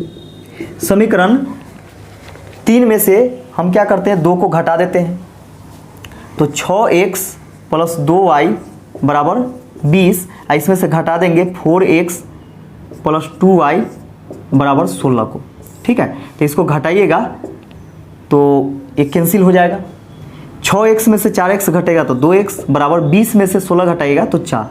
2 से काटेंगे, 2 दूनी 4, x बराबर क्या आ जाएगा, 2। यानी भेड़ों की संख्या कितना आ गया, भेड़ की संख्या 2 आ गया। अब यहाँ पे देखिएगा कि बाई ऑप्शन हम लोग कैसे बनाते हैं। बाई ऑप्शन में क्या करना होगा, कुछ लॉजिक लगाना होगा। ऑप्शन नंबर ए में 2 था, बी में 8, सी में 10 और डी में 15। अब यहाँ पे समझिए कि कुल पैरों की संख्या क्या है, 16 है। हम लोगों से पूछा भेड़ों की संख्या क्या है, तो एक भेड़ की संख्या यानी भेड़ की संख्या अगर 2 होगा तो पैरों की संख्या कितना होगा। जैसे माने चलिए ऑप्शन नंबर ए लेते हैं, तो एक भेड़ के पास 4 पैर है, तो 2 भेड़ के पास कितना होगा, 2 गुने 4 यानी 8 पैर। ये हो सकता है क्योंकि 16 पैर टोटल है, 16 से ज़्यादा नहीं होना चाहिए। अब यहाँ देखिए भेड़ों की संख्या, क्योंकि पूछा है भेड़ों की संख्या तो ऑप्शन में भेड़ की संख्या ही होगा। तो 8 अगर भेड़ होता तो पैर कितना हो जाता, 32 पैर हो जाता है, जबकि कुल मिलाकर के पैर कितना है, तो 16 पैर है, इसलिए ऑप्शन नंबर बी नहीं होता है कि नहीं। अब देखिए कि 10 भेड़ भी कभी नहीं हो सकता है, क्योंकि 10 भेड़ होगा तो एक भेड़ के पास 4 पैर, तो 10 भेड़ के पास कितना होगा, 40 पैर होगा। तो सोच के देखिए कि 40 पैर तो है नहीं, पैर तो 16 ही है कुल मिला के, तो ये भी नहीं होगा। 15 भी नहीं होगा, आपका कौन होगा, तो ऑप्शन नंबर ए हो जाएगा। तो यहाँ पे लॉजिक लगाते तो इतना आपको जाने का जरूरत भी नहीं पड़ता, लेकिन यह आपका कॉन्सेप्ट है, इससे आप क्वेश्चन को आसानी से हल कर सकते हैं। दोस्तों अगला क्वेश्चन देखिएगा 26 नंबर। बोला जा रहा है क्या कि एक चिड़ियाघर में चूहे एवं कबूतर है। यदि कुल 90 सिर है तथा 224 पैर है तो कबूतरों की कुल संख्या कितनी है। दोस्तों यहाँ पे देखिएगा कि कुछ चूहे हैं और कुछ कबूतर है, ठीक है। यहाँ से हम लोगों से पूछा है कि कुल कितने चूहे हैं, कबूतर हैं, ये चीज़ निकालना है। तो माना कि चूहा x है और कबूतर कितना है, y। अब यहाँ से हम लोग क्या करते हैं कि इक्वेशन पर सॉल्व करते हैं तो ज़्यादा समय लगता है, और ऐसे हम लोग कुछ लॉजिक लगा करके सॉल्व करते हैं तो जल्दी आ जाएगा। तो यहाँ पे देखिए कि x चूहा है तो x सिर भी होगा, और y कबूतर है तो y इसका सिर होगा। कुल सिरों की संख्या इतना है, लेकिन है कितना, तो 90। हम इसको बैठा देते हैं समीकरण पर। अब देखिएगा कि एक कबूतर के पास 2 पैर होता है, जबकि एक चूहा के पास 4 पैर होता है। तो एक चूहा के पास 4 पैर है तो एक चूहा के पास कितना होगा, 4x पैर होगा, और एक कबूतर के पास 2 पैर है तो y कबूतर के पास कितना, 2y पैर होगा। तो कुल पैरों की संख्या इतना है, लेकिन है 224। यहाँ से भी आप निकाल सकते हैं दोनों समीकरण से, ठीक है। लेकिन हम लोग यहाँ पे क्या करेंगे कि समीकरण का प्रयोग नहीं करेंगे। यहाँ पे करना क्या है कि 90 में आपको 2 से गुना करना है। 90 क्या है, तो सिरों की संख्या, यानी सिरों की संख्या में आपको क्या करना है कि 2 से गुना करना है, यानी सबसे कम पैर वाला जो जानवर या पक्षी है उससे गुना करना है। तो कबूतर के पास 2 पैर होता है, तो 2 से हम गुना करते हैं तो इसमें चूहा और कबूतर दोनों शामिल है। 90 को सिर है यानी माथा है उसका, मस्तक, तो चूहा और कबूतर दोनों मिला करके है। तो यहाँ पे देखिए 9 दूनी 18, 180 पैर, यहाँ से 180 पैर टोटल निकल गया किसका, 2 पैर वालों का, ठीक है। तो 2 पैर, अब इसमें देखिए कि चूहा के पास तो 4 पैर होता है, तो जो शेष पैर बचेगा वह चूहा के लिए बचेगा, है ना। तो 224 पैर टोटल है, जिसमें से 180 पैर निकल गया, तो 44 पैर जो बचा हुआ है वह किसका है, तो चूहा का है। तो चूहों की संख्या यहाँ पे निकालना हो तो चूहों की संख्या बराबर हो जाएगी 44। अब बटा में देखिए एक चूहा के पास अभी भी 2 पैर बचा हुआ है कॉमन, ठीक है। तो 2 से हम क्या करेंगे, तो भाग दे देंगे इसको, 22 दूनी 44 यानी 22 चूहे हो गया, ठीक है। चूहे कितना हो गया, 22। अब सोच के देखिए कि जितना मस्तक है यानी सर है उतना ही जानवर या पक्षी है, दोनों मिला करके। तो 90 में से 22 चूहा है तो कबूतर कितना है, तो 68 है। कबूतरों की संख्या कितना हो गया, तो 68 हो गया। कबूतरों की संख्या 68 हो गया। तो इस प्रकार भी बना सकते हैं। तो ये आपका फर्स्ट हो गया, ये सेकेंड हो गया। एक ट्रिक भी इसका आता है, वो भी देख लीजिए थर्ड में। इसमें क्या होता है कि 4 पैरों वालों की संख्या निकलता है। 4 पैर वालों की संख्या बराबर होता है कुल पैर बटा में 2 माइनस सिर। कुल पैर बटा में 2 माइनस सिर। तो देखिए कुल पैर कितना है, 224 है, इसमें 2 से भाग दीजिएगा, माइनस सिर कितना है, तो 90 है। इसको भाग दीजिएगा 112 बार में, 112 में से 90 घटाएंगे तो बच जाएगा आपका 22। यानी 22 क्या है, 4 पैर वाला कौन, तो चूहा। तो चूहा 22 है, तो कबूतर कितना हो जाएगा? तो सिर के संख्या में से चूहा की संख्या घटा दीजिए, तो 68, यानी 68 क्या है? तो कबूतर की संख्या है, यही इसका आंसर हो जाएगा। दोस्तों अगला क्वेश्चन देखिएगा। अगला क्वेश्चन है कि कुछ संख्या में घोड़े और उतने ही संख्या में आदमी कहीं जा रहे हैं। आधे मालिक तो अपने घोड़ों पर बैठे हैं, जबकि शेष अपने घोड़ों का नेतृत्व करते हुए साथ साथ चल रहे हैं। यदि जमीन पर चल रही टांगों की संख्या 70 हो तो बताएं कि घोड़े कितने हैं। दोस्तों यहाँ पे समझिए कि जितना घोड़ा है उतना ही उसका मालिक है। माना कि घोड़ा X है तो उसका मालिक भी इतना ही है, जितना घोड़ा उतना मालिक है। अब यहाँ पे देखिए कि घोड़ा तो जमीन पर ही चलेगा, घोड़ा तो हमेशा जमीन पर ही चलेगा, लेकिन बोला है क्या कि उसका जो मालिक है, घोड़ा का जो मालिक है, तो जितना घोड़ा का मालिक है उसमें से आधा क्या कर रहा है कि घोड़ा पर सवार है और आधा उसका नेतृत्व करते हुए चल रहा है। इसका मतलब पैदल चल रहा है। तो पैदल जब चलेगा तो उसका टांग कहाँ होगा? जमीन पर। लेकिन जो घोड़ा पर चढ़ल होगा तो उसका टांग कहाँ होगा? ऊपर होगा। तो बोला है कि ये कुल जमीन पर चल रही टांगों की संख्या कितना है? तो 70 है। तो सभी घोड़ा का टांग तो नीचे होगा जमीन पर। तो एक घोड़ा के पास 4 टांग, तो एक घोड़ा के पास कितना टांग होगा? तो 4 गुने 1 टांग होगा। अब देखिए कि आधा मालिक मतलब क्या है? इसको आधा कर दीजिए, 2 से भाग दीजिएगा, आधा हो जाएगा। आधा मालिक घोड़ा पर सवार है, लेकिन आधा मालिक क्या कर रहा है कि घोड़ा का नेतृत्व करते हुए चल रहा है, यानी उसके साथ साथ चल रहा है। तो एक आदमी के पास, घोड़ा का मालिक कौन होगा? आदमी ये होगा। तो एक आदमी के पास 2 पैर, तो इतना आदमी के पास कितना? तो इतना गुने 2 पैर। कुल पैरों की संख्या दोनों को जोड़ दीजिएगा तो यह घोड़ा के पैरों की संख्या है, यह आदमी के पैरों की संख्या है। तो कुल पैर इतना है, लेकिन है कितना? 70। यहाँ से दोनों बात बराबर हो गया। 2 से 2 कैंसिल कीजिएगा तो 4 1 5x, 5x बराबर कितना हो गया? तो 70। 5 से काटिएगा तो 14 25 70। x बराबर क्या आ गया? तो 14। हम लोगों से क्या पूछा गया था? तो बताएं कि घोड़े कितने थे। तो घोड़े x थे और x का वैल्यू कितना आ गया? 14, यानी 14 घोड़ा था। और मालिक कितना था? तो मालिक भी 14 था, है ना। आंसर हो गया 14। दोस्तों अगला क्वेश्चन देखिएगा। अगला क्वेश्चन है कि एक फुटबॉल टूर्नामेंट में 7 विभिन्न टीमों के लिए 87 खिलाड़ी हैं। एक फुटबॉल टूर्नामेंट है जिसमें 7 विभिन्न टीम यानी 7 टीमों को गठित किया गया है और उसमें कुल मिलाकर के 87 खिलाड़ी हैं। प्रत्येक टीम में कम से कम 12 खिलाड़ी, यानी कम से कम 12 खिलाड़ी है और 12 से कम नहीं होना चाहिए। अधिक से अधिक यानी 12 से अधिक हो सकता है, लेकिन कम से कम 12 है। किसी एक टीम के लिए सबसे बड़ी संख्या कौन सी होगी? अब सोच के देखिए कि हम यहाँ पे क्या करते हैं कि कम से कम 12 खिलाड़ी तो है एक टीम में। 12 में 7 से हम गुना करते हैं तो 12 सत्ते 84 होता है।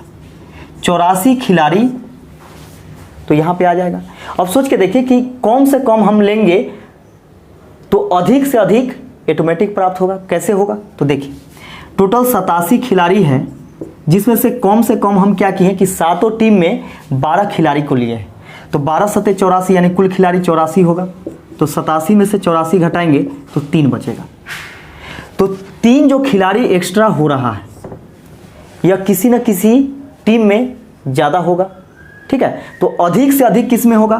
तो देखिए यहाँ पे 12 और इससे 3 ज़्यादा तो सबसे अधिक हो जाएगा। तो 12 3 15, यानी किसी एक टीम में 7 टीम में से कोई एक टीम में क्या है तो 15 खिलाड़ी है, जो कि खिलाड़ियों की संख्या में सबसे ज़्यादा उस टीम में है। तो 15 इसका सही आंसर हो जाएगा। दोस्तों अगला क्वेश्चन देखिएगा 29 नंबर। 225 मीटर लंबे बारे में 26 पेड़ इस प्रकार लगाए गए हैं जिनके बीच की दूरी बराबर है। बारे के प्रत्येक किनारे पर एक पेड़ हो तो पेड़ों के बीच में दूरी क्या है? पेड़ों के बीच में दूरी हम लोगों से पूछा गया। देखिए इस प्रकार का यह एक बाड़ा है और इसमें क्या किया गया कि प्रत्येक किनारे पर एक पेड़ लगाया गया है। जैसे इस प्रकार मान के चलिए यहाँ पे एक किनारा है, इस प्रकार यह पेड़ लगाया गया है, ठीक है। इसका कुल दूरी कितना है? ये पंक्ति मान लीजिए, पंक्ति का कुल दूरी जो है वह 225 मीटर है। 225 मीटर लंबा क्या है? पंक्ति है। अब यहाँ पे देखिए बोला गया क्या कि 26 पेड़ लगाए गए, तो 26 पेड़ लगाए गए हैं, तो हमेशा ध्यान में रखिएगा कि ये जो गैप होगा दो पेड़ों के बीच में जो गैप होगा तो वह पेड़ों की संख्या से एक कम होगा। 26 पेड़ लगाया गया है तो गैप कितना होगा, गैप होगा 26 माइनस 1 यानी 25 गैप होगा। ठीक है, 25 गैप होगा। जैसे यहाँ पे देखिएगा कि 3 पेड़ के बीच में कितना गैप है, तो 2 गैप है ना, 2 गैप है। उसी प्रकार 26 पेड़ों के बीच में कितना गैप होगा, तो 25 गैप होगा। प्रत्येक यानी 2 पेड़ों के बीच कितना दूरी है यह निकालने के लिए, तो देखिए यहाँ पे कि 2 पेड़ के बीच की दूरी बराबर कुल दूरी बटा में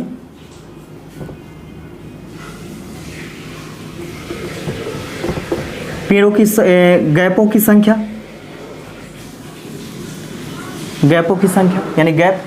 अब यहाँ देखिए कुल दूरी कितना है, 225 मीटर है। गैप कितना है, तो 25 है। टोटल गैप कितना है, तो 25 है। 25 से इसको भाग दे दीजिए, 25 × 225 यानी 9 मीटर आ गया। यानी प्रत्येक 2 पेड़ के बीच में 9 मीटर का डिफरेंस है यानी दूरी है। तो इसका हो जाएगा ऑप्शन नंबर ए 9 मीटर। दोस्तों अगला क्वेश्चन देखिएगा। अगला क्वेश्चन है कि यदि x स्टार y बराबर x + 2 का होल स्क्वायर इंटू y - 2 तो 7 स्टार 5 का मान क्या होगा। दोस्तों ऐसा क्वेश्चन जब भी आए कि 7 स्टार 5 का मान क्या होगा, तो यहाँ पे क्या करना है कि इसके स्थान पर ये चीज़ रख देना है। ठीक है, तो स्टार के लिए स्टार हो गया, x के लिए क्या हो गया 7 और y के लिए क्या हो गया 5। जहाँ जहाँ x है वहाँ पे x का मान रखिए और y जहाँ जहाँ है वहाँ पे y का मान रखिए।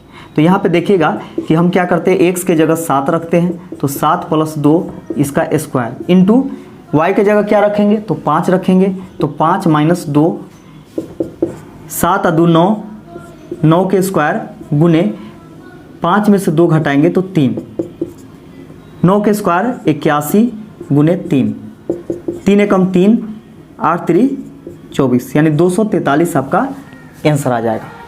अगला क्वेश्चन देखिएगा। अगला क्वेश्चन क्या है कि 251 के पावर 98 प्लस 21 के पावर 29 माइनस 106 के पावर 100 प्लस 705 के पावर 35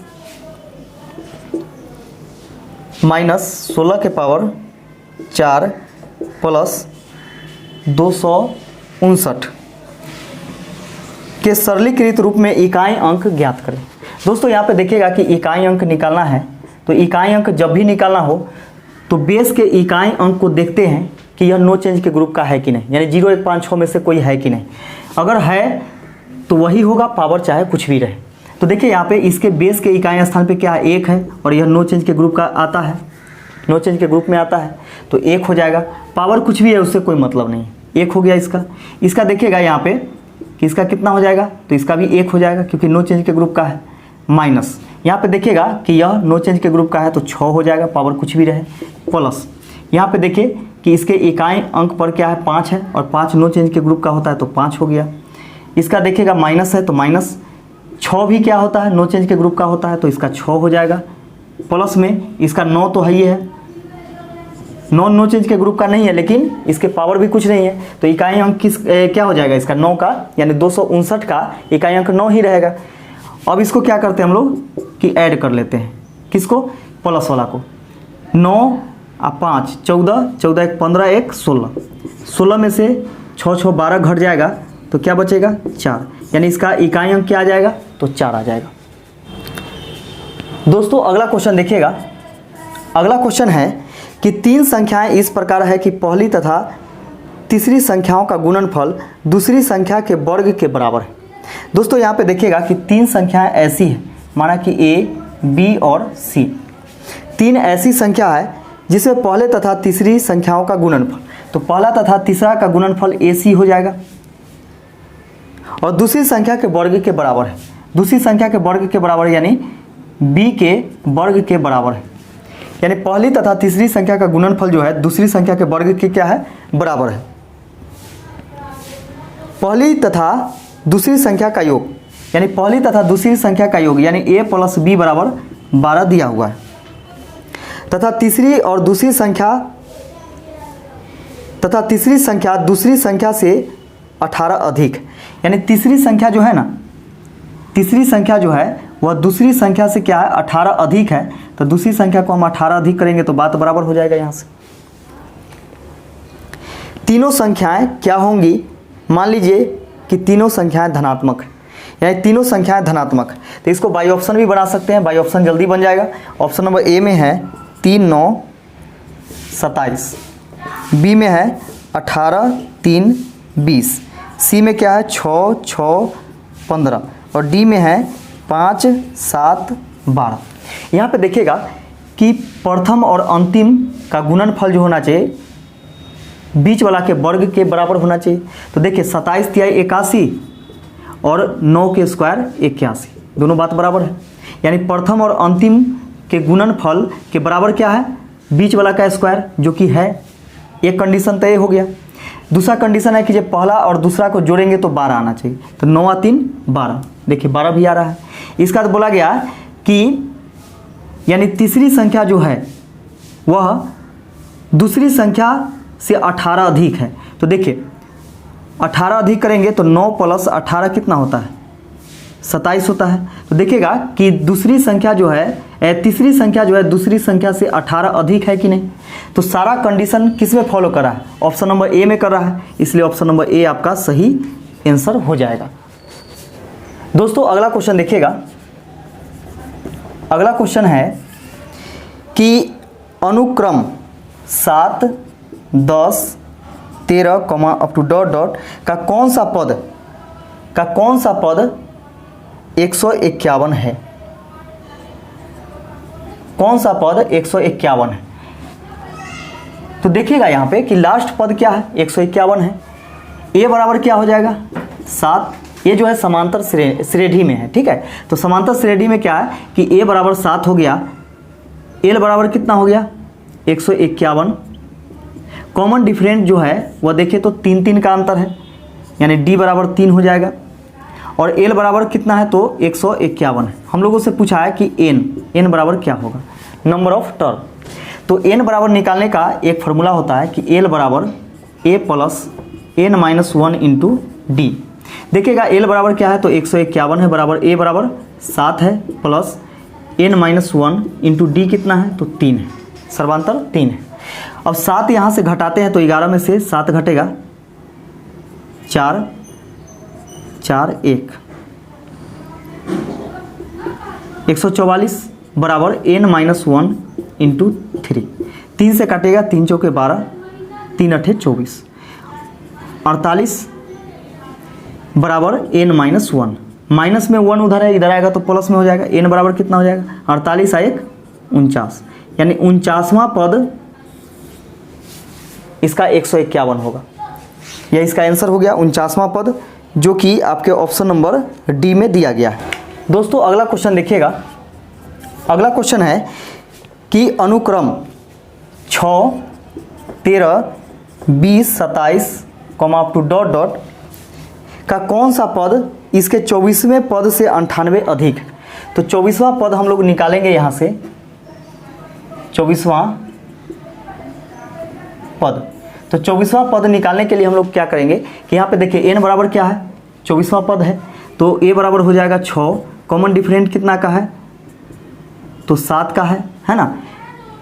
l बराबर हम लोग को निकालना है और n बराबर दे दिया है कितना तो 24। तो यहाँ से l बराबर निकाल लेते हैं। तो l बराबर आप जानते होंगे कि a + n - 1 इंटू D होता है। तो l बराबर यहाँ से निकल जाएगा, a बराबर 7 है प्लस n कितना है तो 24 - 1 गुने D क्या है तो 7 है, सॉरी a बराबर 6 है, a बराबर 6 हो जाएगा। तो 6 प्लस 24 में से 1 घटेगा तो 23 गुने 7, 6 प्लस 7 21 के 1, 7 दूनी 14, 14 2 16, ये हो जाएगा आपका 167। यानी लास्ट टर्म जो हो जाएगा यानी 24वां पद कितना हो जाएगा, तो 167 हो जाएगा। हम लोगों से बोला गया है कि 24वां पद 167 है और इससे कितना अधिक, तो इससे 98 अधिक, तो 98 अधिक कर दीजिए। तो अब एल बराबर क्या हो जाएगा, अब एल बराबर हो जाएगा इतना, 8 7 15 के 5, 9 6 15 1 16 के 6, 1 1 2, यानी 265। अब हम लोगों से बोला गया कि 265 जो होगा वह कैमा पद होगा, यानी कौन सा पद होगा, तो सर्वांतर तो यही रहेगा। तो 265 लिखेंगे, एल बराबर ए प्लस ए कितना है, तो 6 है, n माइनस 1, n पूछा गया है, इंटू डी, तो डी तो वही रहेगा 7, 6 इधर से घटाइएगा तो 15 में से 6 घटेगा 9, ये बच जाएगा 5, 2 बराबर n माइनस 1 इंटू 7, 7 से इसको काटेंगे तो 7 21 और 7 7 49, यानी 37 बराबर हो जाएगा n माइनस 1, माइनस 1 है इधर आएगा तो प्लस 1, यानी n बराबर हो जाएगा 38, यानी 38वां पद क्या होगा, तो इसके 24वां पद से 98 अधिक होगा और यही आंसर हो गया क्या, तो 38वां पद। दोस्तों इस वीडियो का लास्ट क्वेश्चन देखिएगा, इसका लास्ट क्वेश्चन है संख्याओं 1 2 3 4 अप टू डॉट 98, 99, 100 को परस्पर गुना किया जाता है तो गुणनफल के इकाई दाईं ओर से अंत पर शून्य की संख्या क्या है, यानी दाहिने तरफ से शून्य की संख्या क्या है, ये चीज़ निकालना है। दोस्तों यहाँ पे देखिए कि इस सभी को हम क्या करते हैं कि गुना जब करते हैं, इस सभी को हम गुना करते हैं तो लगातार कहाँ तक लिखा गया है, तो 100 तक। तो लगातार 100 प्राकृत संख्याओं का गुणनफल किसके बराबर होता है, तो आप जानते हैं कि फैक्टोरियल 100 के बराबर होता है, क्योंकि फैक्टोरियल 100 को ही हम लिख सकते हैं क्या चीज़, 1 से लेकर के 100 तक गुना में, ठीक है। तो फैक्टोरियल 2 प्रकार का होता है, इस प्रकार भी लिख सकते हैं 100 इस प्रकार फैक्टोरियल। हम लोगों से जीरो की संख्या पूछा गया है, यानी नंबर ऑफ जीरो कितना होगा, तो नंबर ऑफ जीरो निकालने के लिए सिर्फ 2 और 5 को देखा जाता है। किसको देखा जाता है, 2 और 5 को देखा जाता है, और जिसका संख्या कम आएगा वही इसका नंबर ऑफ जीरो होगा। तो सोच के देखिए कि 2 कहाँ से आना शुरू हो गया है, तो 2 से ही शुरू हो गया आना, 4 में भी आएगा, लेकिन 5 जो है इससे आगे आना शुरू हुआ है। तो सबसे कम संख्या जिसका होगा वही नंबर ऑफ जीरो होगा। तो इसलिए हम लोग यहाँ पे क्या निकालेंगे, 2 की संख्या नहीं निकालेंगे, 5 की संख्या निकालेंगे। और आपको ये भी पता होना चाहिए कि 1 2 है और 1 5 है तो दोनों मिला करके जीरो लाएगा, फिर 1 2 है और 1 5 है तो फिर जीरो लाएगा, लेकिन 1 2 है और 5 नहीं है तो अब जीरो नहीं बनेगा, फिर 2 है और 5 नहीं है तो नहीं बनेगा, अगर 5 है 2 नहीं है तब पर भी नहीं बनेगा, ठीक है। तो इस प्रकार हम लोग क्या करते हैं कि ऐसे प्रश्न में नंबर ऑफ 5 निकालते हैं, जब भी फैक्टोरियल में आए, फैक्टोरियल के रूप में आ जाए और नंबर ऑफ जीरो निकालना हो तो क्या करेंगे, नंबर ऑफ 5 निकालेंगे, नंबर ऑफ 5। तो 5 की संख्या कैसे निकलेगा, तो देखिएगा बहुत आसान तरीका है। तो 100 में आपको क्या करना है, 5 से भाग देना है, ठीक है। तो 5 से 20 2500, ये 20 हो गया, ठीक है। इसका देखिए अब ये वाला 20 में आपको क्या करना है, फिर 5 से भाग देना है, 5 चौके 20 यानी 4 हो गया। अब जो भागफल आ रहा है यानी क्रमागत रूप से आपको भाग देते रहना है, ठीक है, इसके भागफल में। तो देखिएगा कि पहले हम 100 में 5 से भाग दिए तो 20 बार में कटा, फिर 20 में यानी इसके भागफल में फिर 5 से भाग दिए तो 4 बार में कटा, ठीक है। क्या अब इसके भागफल में फिर से 5 से भाग दिया जा सकता है, यानी 4 में 5 से भाग दे सकते हैं, नहीं दे सकते हैं। तो जब नहीं दे सकते हैं तो यहाँ पे जोड़ करके लिख दीजिए, इसको जोड़ करके क्या लिखना है, तो 20 + 4, 20 + 4 कितना 24, यानी यहाँ से यहाँ तक कुल 24 5 आएगा, और जितना 5 आएगा उससे ज़्यादा आएगा क्या, 2 की संख्या, यानी 5 की संख्या 24 गो है और 2 की संख्या इससे ज़्यादा आ जाएगा, ठीक है। तो जितना 5 की संख्या होगा वही आपका नंबर ऑफ जीरो होगा, तो नंबर ऑफ जीरो कितना हो जाएगा 24। अतः शून्य की संख्या की कुल संख्या बराबर कितना हो जाएगा 24, और यही आपका आंसर हो जाएगा 24। तो वीडियो कैसा लगा कमेंट करके हमें ज़रूर बताइएगा। वीडियो देखने के लिए आप सभी को बहुत बहुत धन्यवाद और लास्ट में जय हिंद।